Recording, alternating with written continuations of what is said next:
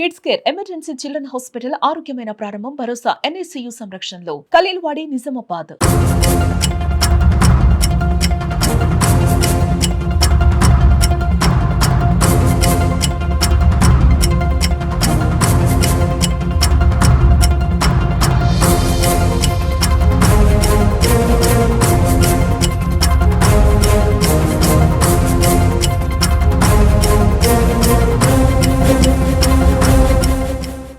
నమస్తే, welcome to Suman TV.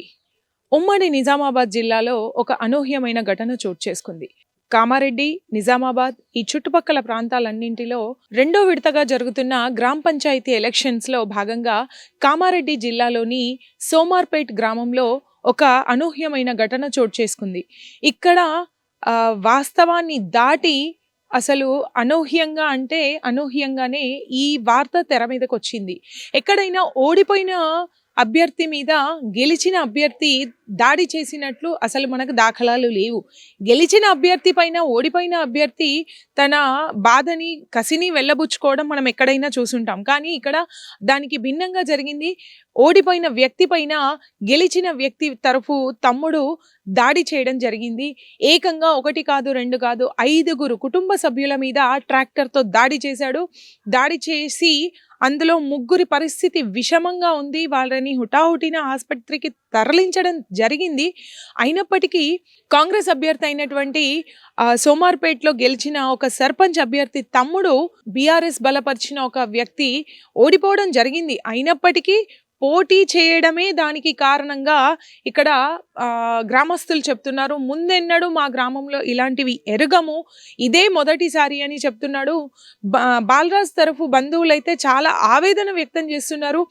గూండాయిజానికి, రౌడీయిజానికి మారుపేరుగా ఇక్కడ MLA అభ్యర్థి అండ్ వాళ్ళ అనుచరులు ప్రవర్తిస్తున్నారు అంటూ బాలరాజ్ తరఫు బంధువులు వాళ్ళ బాధని వ్యక్తం చేస్తున్నారు. అయితే ఎవరైతే నిందితుడు ఉన్నాడో అతనికి కఠినంగా శిక్షించాలి, అతని పైన చర్యలు కఠినంగా తీసుకోవాలి అని వాళ్ళు డిమాండ్ చేస్తున్నారు.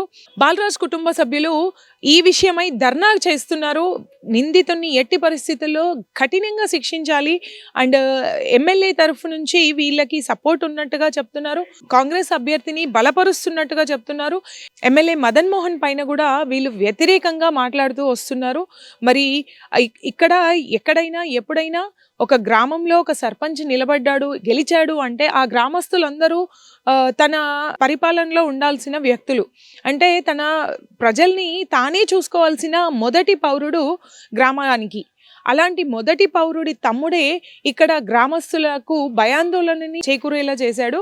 అయితే ఇక్కడ మనం ఒకటి గమనించాల్సింది ఏంటి అంటే అక్కడ అభ్యర్థి పోటీ చేసినప్పుడు, ఎలక్షన్ జరుగుతున్నప్పుడు, జరగడానికి ముందో, ఆ సమయంలోనో, ఓటింగ్ జరుగుతున్న సమయమో, ఎలక్షన్ కౌంటింగ్ జరుగుతున్న టైంలోనో ఇట్లాంటి ఘటనలు జరిగే అవకాశం ఉండొచ్చు. కానీ ఇప్పుడు గెలవడం జరిగిపోయింది, దాన్ని అనౌన్స్ చేయడం జరిగిపోయింది. దాని తర్వాత ఇప్పుడు వాళ్ళు కసిగా అంటే ఎందుకు పోటీ చేశాడు అనే కక్షని వెళ్ళబుచ్చుతూ వాళ్ళ కుటుంబం మీద దాడి చేయడం జరిగింది. ఈ ఒక ఇన్సిడెంట్తో సోమార్పేట్ గ్రామం మొత్తం అవాక్కై షాక్లో ఉంది అని చెప్పాలి. వాళ్ళు మామూలుగా సాధారణంగా ఇంటి ముందు ఉన్న 5 వ్యక్తులు వాళ్ళని హుటాహుటిన ట్రాక్టర్తో వచ్చి గుద్ది వాళ్ళని మరి చంపదల్చాడా లేకపోతే బెదిరించుకోదల్చాడా, ఏం చేశాడో ఏమనుకున్నాడో తెలీదు. మొత్తానికి ఆ కుటుంబ సభ్యుల్ని గాయపరచడం అయితే జరిగింది. వాళ్ళని ఆసుపత్రికి తరలించడం జరిగింది. 3 పరిస్థితి విషమంగా ఉంది అని చెప్పాలి. బలపరచడానికి ఉంటది కదన్నా, మేము పోయి కూర్చున్నాం, అమ్మ అందరం ఉన్నాం. నిన్నైతే వారికి ఇచ్చిన బాబా సాయిబాబా వాళ్ళందరూ వారికి ఇచ్చారు. నేను తెలిసిన తెల్లారే మీరు చంపేస్తానన్నా, మీరు అటు తప్పుకుంటే రైట్ వేస్తారని చెప్పినన్న. అయితే మేము ఏం చేసినామన్నా, ఏమని అనుకోండి మా దగ్గర మేము గెలిపించుకుందాం దిగినామన్నా. కానీ అన్న మాట నిలిపించుకున్నారన్న. గుర్తుతే అన్న తమ్ముడిని పంపించి కళ్ళ మూడు వచ్చిందన్న. గుర్తుతే ఇంకా ముగ్గడికి అన్న, ఇంకా ముగ్గడికి కాశీ ఉన్నోడు ఇట్లా గల్లబట్టి గుర్తుతాడు, అట్లా గుద్ది అన్నాడు. ఉత్త పోయి వరకు చేసిన నేను అంత పరిచయం చేసిందన్న నా ప్రాణాన్ని అయితే ఉందన్న ఆ పరిపాలన అర్థం మాకు మమ్మల్ని లేకపోతే ఊరికి మమ్మల్ని పంపిరి జీతం చేసుకుని బతుకుతా జీతం చేసుకుని అయినా బతుకుతా నా ఊరిని కాపాడుకుంటాను యువకులు అద్దన్నా యువకులు అద్దన్నా వాళ్ళదే కావాలి